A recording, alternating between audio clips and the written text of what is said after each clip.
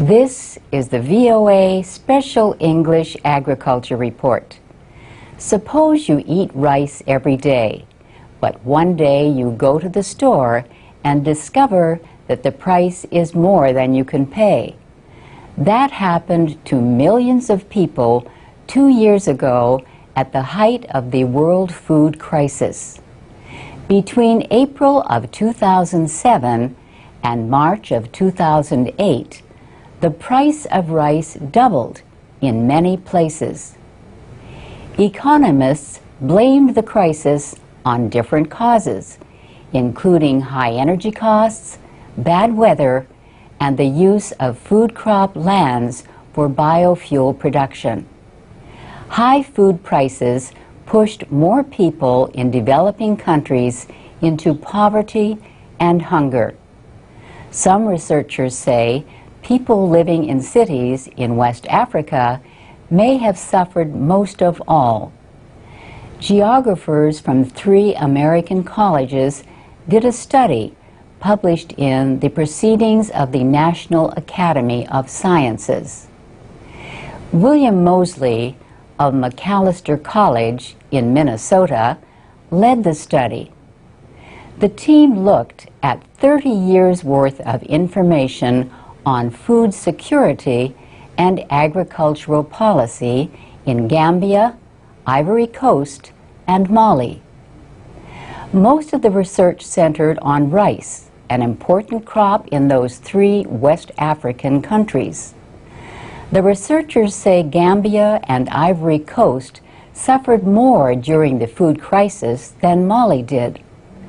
They say this was because people in Gambia and Ivory Coast had come to depend on imported rice.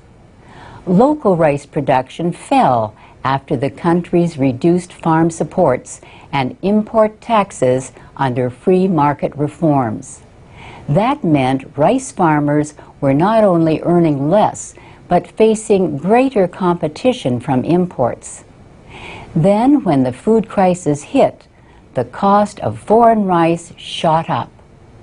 The researchers say Mali suffered less because it depended less on imported rice, in part because of geography.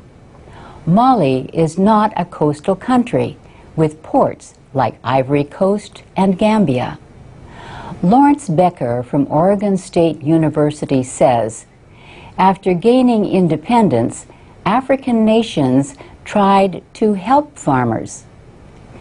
Governments provided low-cost seeds and fertilizers. They built processing mills and roads to market. And they protected their markets with high tariffs on imported food. But by the late 1970s and the 1980s, those countries no longer had much money to help farmers. So they changed policies and tried another way to improve agriculture.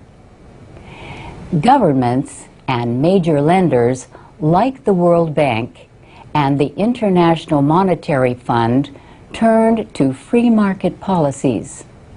We will talk more next week about how the researchers link that change to the effects of the recent food crisis.